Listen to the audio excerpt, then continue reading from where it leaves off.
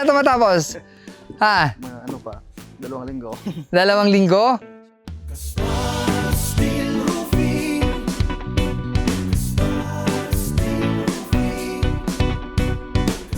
Hello mga kabubong! Nandito tayo ngayon sa ating project sa Zambales na kung saan i-update ko kayo sa ating stone-coated project. At hindi lang yon, syempre. Ipapakita namin sa inyo kung paano pag-install ng ridge roll at individual hip cup. Ano nga ba ang pagkakaiba ng ridge roll at individual hip cup?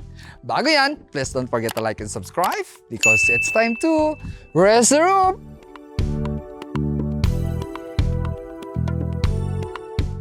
So, nandito nga tayo sa taas na kung saan sisimulan na natin yung installation ng ating ridge roll at individual hip cup. Ipapakita namin sa inyo yan kung bakit gaano ka-importante yung ridge roll na stone-coated at individual hip cup.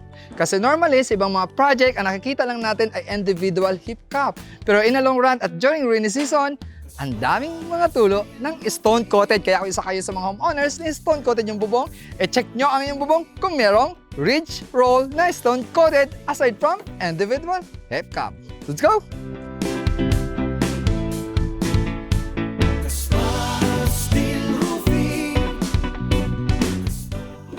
Yan! Alam nyo, sa ibang mga project, lagi nila assume na pag mga stone-coated ay hindi nagkakaroon ng leak. Pero ang number 1 na naging source ng leak, lalo na pag mga stone-coated, ay yung sa ridge line, na kung saan dyan nilalagay yung ridge cup. So, imagine mo, kung ganito lang, lalagyan nyo ng ridge cup. Ito yung ating individual hip cup.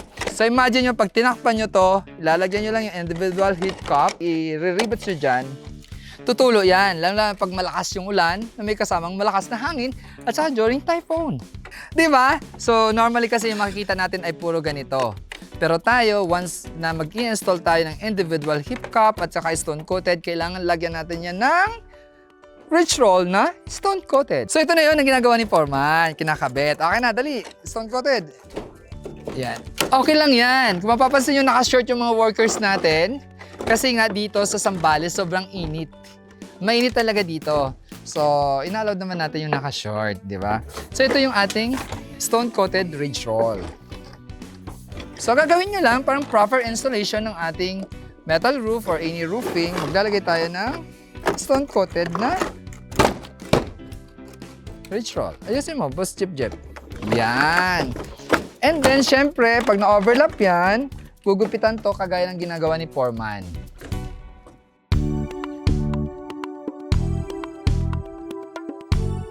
O, di ba ang linis? So, yon. Gamit natin dyan ay black screw.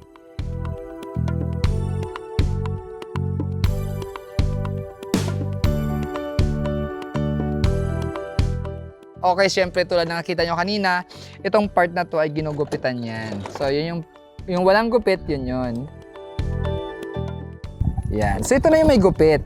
Gagawin nyo, iba-black screw mo lang to. Foreman, black screw nga natin. Pahingi ako ng black screw.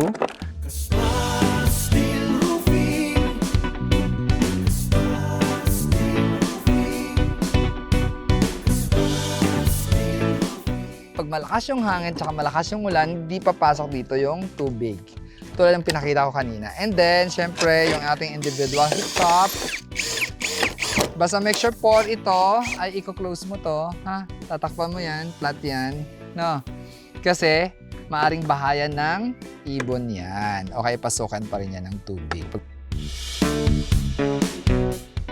Tapos ito, syempre, itong part na to, kailangan ito ay overlap. Ito yung i-overlap mo dyan. Yan, isa pa. O, di ba? Alam mo, ang purpose ito, kaya meron tayong ridge roll. Ang ganda design, di ba? Bakit? Eto, kahit may pumasok na tubig dyan, or pag pumasok na tubig dyan, o kaya malakas na hangin na may kasamang tubig, o kaya during typhoon, lalo na sa Zambales, bagyuhin. So, pag pumasok na tubig dyan, ay walang papasok na tubig kasi naka-enclose yan. So, yung purpose yan, di ba? Ito, ang purpose actually nito ay hindi ito para mag-stop yung tubig na pagpasok sa ating stone-coated o sa ating roofing. Ang purpose ito ay para maging aesthetic siya tingnan.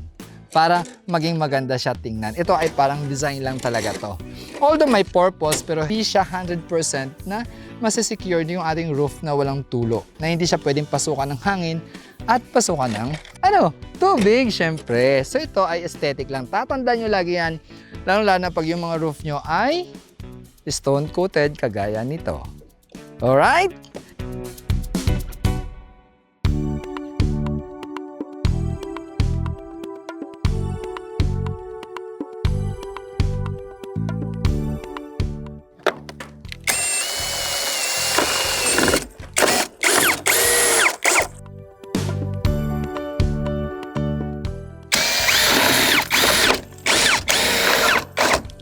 So yun, as usual, yung pag-i-install nito, kailangan meron pa rin siyang at least 0.1 or 4 inches na overlapping. So yan. And then, syempre, sealant. So, ugalin natin, pag mag-overlap tayo nito, kailangan may sealant. Bakit? Kasi ito kasi magproprotekta ng ating roof para maiwasan yung leak. So, para maging 0% yung leak ng ating stone-coated. Ganun lang yung kasimple. Kasi ito kasi magproprotekta ng ating roof para maiwasan yung leak. So, para maging 0% yung leak ng ating stone-coated. Ganun lang yung kasimple. Ganda, oh! Di ba? Ganda, di ba? Ganda! Kaysa ito lang ilalagay mo, parang design, pero rest assured, tutulo talaga yan. Kasi kagaya nito, imagine mo kung ito. Imagine nyo kung ito yung inyong stone-coated. Ito. So, ang ginagawa ng iba dyan, ito ay sinisilant lang. Sinisilant lang. Pero yung sealant talaga ay hindi enough. Tapos sealant dyan, ilalagay lang to. Ilalagay lang yan. Tapos i-rivets lang dyan. Safe siya pag yung ulan ay hindi ganun kalakasan or parang katamtamang ulan lang. Safe siya. Pero, pag malakas ang ulan na may amihan o malakas ang hangin, kasi may mga hangin na may malakas ang ulan, na may kasamang tubig, maaaring tumulo yung ating stone-coated. So, sayang naman, di ba? Kasi imagine nyo, pag tumulang yung bubong, masisira yung iyong kisame. And that is more expensive. So, yung pagpasensyahan nyo na dito kasi, actually dito, minsan naka-short din yung mga tao natin kasi mainit talaga yung sambales. Lalo pag mga ganitong panahon, like hapon, pwede mag-short at saka hindi pwede dito naka-safety shoes kasi nasisira yung stone ng safety shoes. Mabilis kapitan. Kaya normally ginagawa natin dito ay tsinelas o kaya pwede tayong magpaa dahil hindi naman siya mainit. Yun, di ba? Yan. Pag in-overlap natin yan, kakalat yung sealant natin. Yan. So, nothing to worry about. Kung nakaangat to, kasi gugupitin naman yan ni Foreman. Yan.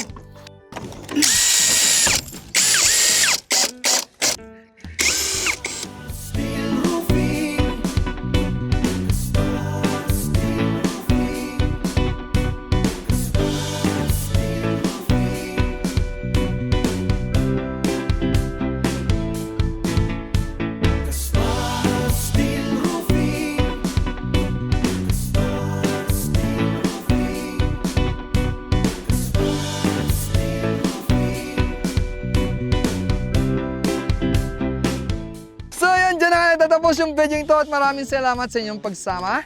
I'm Paul Castillo of Casper Roofing. If you want good product, good price, and good service, please visit www.casperroofing.ph or Casper Steel Roofing Incorporated in our Facebook page. And remember, if you want strong, durable, and built to last, all you have to do is raise the roof.